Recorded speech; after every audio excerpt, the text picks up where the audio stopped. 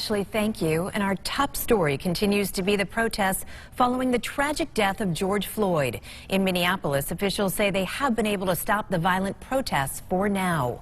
On Saturday, police, state troopers, and National Guard members moved in to break up protests after an 8 p.m. curfew took effect.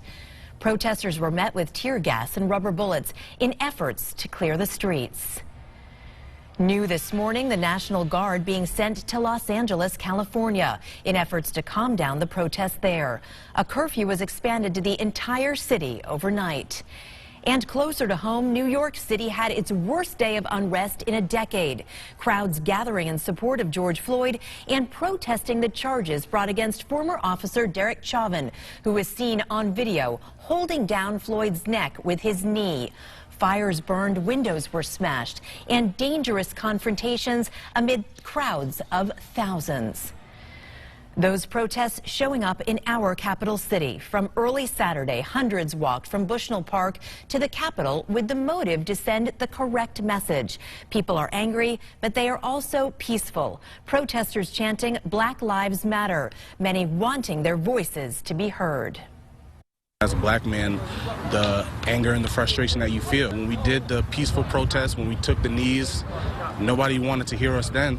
So this is sometimes the measures that you have to resort to. I have relatives who are policemen and women, and I have much profound respect for them. But if we don't stop this now, there's going to be a riot in Connecticut. More protests are expected to start off this morning in more cities and towns.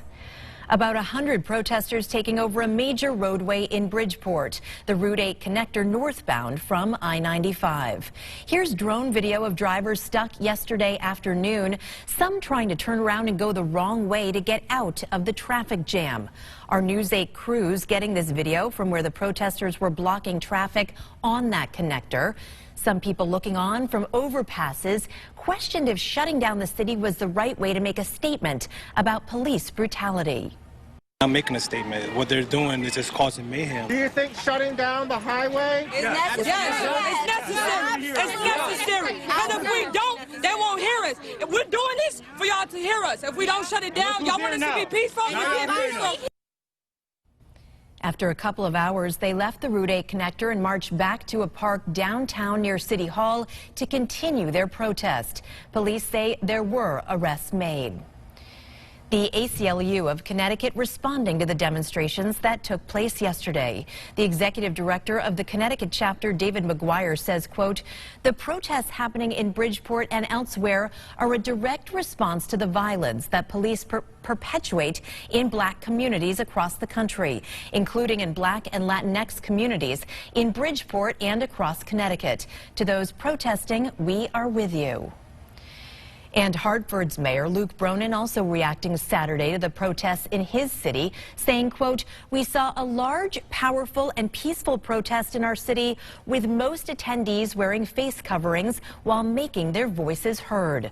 We are thankful to everyone who came out today peacefully but powerfully to say enough is enough."